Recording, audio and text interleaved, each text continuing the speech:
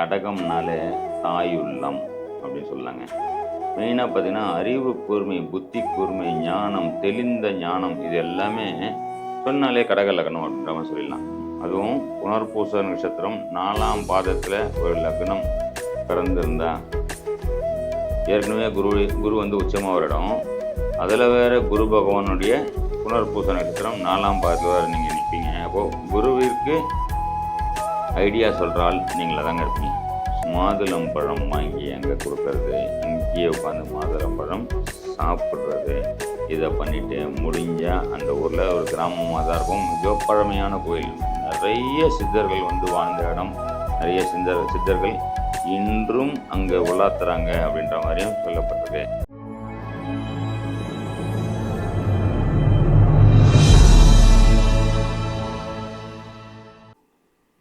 ஜெய் ஸ்ரீராம். கடக லக்ன கடக ராசி நண்பர்களுக்கு அன்பர்களுக்கு உண்டான பதிவு இது. கடகம்னாலே தாயுள்ளம் அப்படின்னு சொல்லலாங்க. மெயினாக பார்த்தீங்கன்னா அறிவு கூர்மை, புத்தி கூர்மை, ஞானம், தெளிந்த ஞானம் இது எல்லாமே சொன்னாலே கடக லக்னம் அப்படின்ற மாதிரி சொல்லிடலாம். ஏன்னா குரு பகவான் அங்கே உச்சமாவாருங்க. குரு பகவான் குரு தான் வந்து எல்லாத்துக்குமே வேணும். அப்போது குரு பகவான் உச்சமாகிற ராசி கடக ராசி, கடக லக்னம். அப்போ நார்மலாகவே கடகராசிக்காரங்க, கடக லக்னக்காரங்க மிக தெளிந்த சிந்தனை உள்ளவங்க அப்படின்ற மாதிரி சொல்லலாம். அதே நேரத்தில் கோபம் சர்றன்னு வரும், செகண்டில் காண போகும், சர்றன்னு வரும், செகண்டில் காண போகும். ஏன்னா செவ்வாய் நீச்சமாகிற ராசியும் கடகராசி தான். சரிங்களா? இந்த கடகராசியில் உங்களுடைய லக்னம் கடக லக்னம் ஞாபகம் வச்சுங்க. ராசிக்கு உண்டானவங்களுக்கு 50%, லக்னத்துக்கு உண்டானவங்களுக்கு 100% இது பொருந்தும். லக்னம் எப்படின்னு தெரியல அப்படின்ற மாதிரி சொல்லலாமா? வழக்கமாக நான் சொல்கிற எல்லா பதிவுலையும் சொல்கிறேன் பார்த்தேன், இதுலேயும் உங்களுக்கும் சொல்கிறேன். கண்டிப்பாக உங்கள் ஜாதகத்தை எடுத்துக்கிறீங்க, அதில் 2 கோடு போட்டு லான் போட்டிருக்கோம், அதான் லக்னம். கடக லக்னமாக இருந்தால் அதில் புனர்பூச நட்சத்திரம் 4ஆம் பாதமாக லக்னம் ஆரம்பம் பண்ணியிருந்தா, புனர்பூச நட்சத்திரம் 4ஆம் பாதம் இது எப்படி கண்டுபிடிக்குதுங்க? கடக லக்னம்னு போட்டிருக்குங்க, லக்னம் தெரியலையே, ஒன்றும் பிரச்சனை இல்லைங்க. கூகுள் ப்ளே ஸ்டோரில் போயிட்டு அஸ்ட்ரோ நிவர்த்தின்னு ஆப் டவுன்லோட் பண்ணி பாருங்கள். நம்ம ஆப் டவுன்லோட் ஆகிடும். அதில் போய்ட்டு உங்களோட ஜாதகத்துடைய name, date of birth, time of birth, place of birth நீங்கள் என்ட்ரி கொடுங்க, உங்கள் ஜாதகம் வந்துடும். அதில் ஜாதக கட்டமும் வந்துடும். அப்படியே கீழே ஸ்க்ரோல் பண்ணி பாருங்கள், அதில் லக்ன ஆரம்பம் முனைன்னு சொல்லிட்டு அதுலேயே வந்துருக்கும். எந்தெந்த கிரகம் எந்த பாதசாரத்தில் இருக்காங்கன்னு வந்துடும். லக்ன ஆரம்ப முனை அப்படின்னு பார்த்தீங்கன்னா புனர்பூச நட்சத்திரம் 4ஆம் பாதம், அதிபதி குரு பகவான் அப்படின்னும் காமிச்சிருக்கும். அப்போ புனர்பூச நட்சத்திரனால யார் நீங்கள்? ஸ்ரீராமர் பிறந்த நட்சத்திரம்.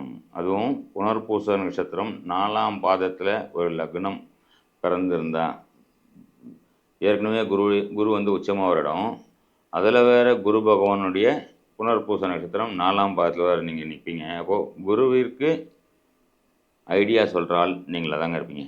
ஸ்ரீராமர் பிறந்த நட்சத்திரமும் சொல்லப்பட்டிருக்கு. சரிங்களா? உங்களுக்கு உண்டான உங்களுடைய நீங்கள் ஸ்ட்ராங்காக இருக்கணும்னா முதல்ல நீங்கள் ஸ்ட்ராங்காக தானே மற்ற எல்லாத்தையும் சரி பண்ண முடியும். அப்போது நீங்கள் ஸ்ட்ராங் ஆகிறதுக்கு உங்களுடைய பவர் வைப்ரேஷனை ஏற்றிக்கிறதுக்கு உண்டான ஒரு கோவில் சொல்கிறேன், எழுதிக்கிறேங்க. நம்ம பழைய வாணியம்பாடி புது வாணியம்பாடி இருக்குது. அதுலேயே பார்த்திங்கன்னா பழைய வாணியம்பாடி, அதில் பார்த்திங்கன்னா ஆதிபுரீஸ்வரர் கோவில் திருக்கோவில்ட்டு இருக்குது. இது வந்து பார்த்திங்கன்னா சரஸ்வதி புராணத்தில் பார்க்கும்போது சரஸ்வதி ஊமையாயிட்டு இந்த இறைவனை வணங்கி மறுபடியும் அந்த இறைவனை நோக்கி பாடினாங்களாம். அப்போது வாணி கலைவாணி மீண்டும் பாடியதால் வாணியம்பாடி அப்படின்ற மாதிரி பேரந்தத்தில் இருக்கிற மாதிரி புராணத்தில் உண்டு. இதுலேயும் பழைய வாணியம்பாடியில் தான் அந்த சிவன் கோயில் இருக்கும். 2000-3000 வருஷத்துக்கு முன்னாடி உள்ள கோயிலாகவும் வரலாறும் சொல்லுதாங்க. சரிங்களா? உங்களுடைய விருட்சம் அப்படின்னும் போது பார்த்திங்கன்னா மூங்கில்னு சொல்லப்பட்டிருக்கு. உங்களுடைய விருட்சம் மூங்கில், கரும்புன்னு சொல்லப்பட்டிருக்கு. அப்போது ரெகுலராக டயர்ட் ஆகுறீங்களா, ஒன்றும் யோசிக்காதீங்க, ஒரு கிளாஸ் கரும்பு சாறு வாங்கி குடிங்க, டக்குன்னு கிளியர் ஆவீங்க. ஏன்னா உங்களுடைய விருட்சமே மூங்கில் குடும்பம் தான் கரும்பும். சரிங்களா? இந்த வாணியம்பாடி கோயில் போய்ட்டு வழிபாடு செய்யுங்கள், அன்னதானம் பண்ணுங்கள், வஸ்திரதானம் செய்யுங்க, கண்டிப்பாக ஒரு நாள் அங்கே தங்குங்க. சரிங்களா? அப்போ நீங்கள் பலமாயிடலாம். கடன் நிவர்த்தி பண்ணவன் என்ன பண்ணலாம்? கடன் நிவர்த்தினால எந்த லக்னம் ஆகட்டும், எந்த ராசி ஆகட்டும், குலதெய்வ வழிபாடு ஒன்று தாங்க கடன் நிவர்த்தி பண்ணும். ஏன்னா 6ஆம் வீட்டின் 12ஆம் வீடாக வந்துடும் 5ஆம் வீடு. அந்த 5ஆம் வீடு தான் குலதெய்வமாக சொல்லப்பட்டிருக்கு. அப்போ குலதெய்வ வழிபாடு குலதெய்வத்துக்கு படையல் போடுறது, அவங்கவுங்க முறைப்படி படையல் போடுறது, வஸ்திரம் சாத்துறது, அன்னதானம் கொடுக்கறது, இதெல்லாம் பண்ணுங்கள். விரைவில் கடன் நிவர்த்தி ஆகும். சரிங்களா? சரிங்க, எல்லாம் சொல்லிட்டீங்க. பொருளாதார வரவு, பண வரவுக்கு எதுவுமே சொல்லியே. என்ன பண்ணலாம் பண வரவுக்கு?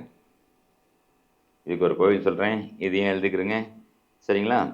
உங்களுக்கு பண வரவுக்கு உண்டான கோவில் கடக லக்னம், புனர்பூச நட்சத்திரம் 4ஆம் பாதத்தில் லக்ன ஆரம்ப முனையாக வர உங்களுக்கு பணவரவு பொருளாதார மேம்பாட்டிற்கு உண்டான திருக்கோவில் பரிகார கோவில். சரிங்களா? அருள்மிகு தாத்ரீஸ்வரர் திருக்கோவில், பூந்தமல்லியிலேருந்து 10வது கிலோமீட்டரில் தண்டுரை அப்படின்ற ஒரு ஊர் இருக்குது. அந்த ஊரில் தான் இந்த சிவன் கோவில் உண்டு. சரிங்களா?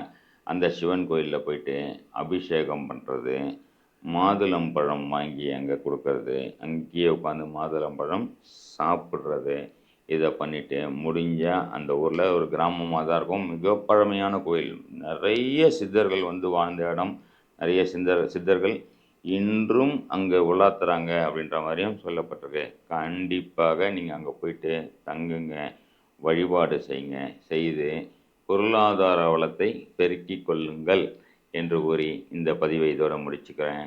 நன்றி, வணக்கம். ஜெய் ஸ்ரீராம்.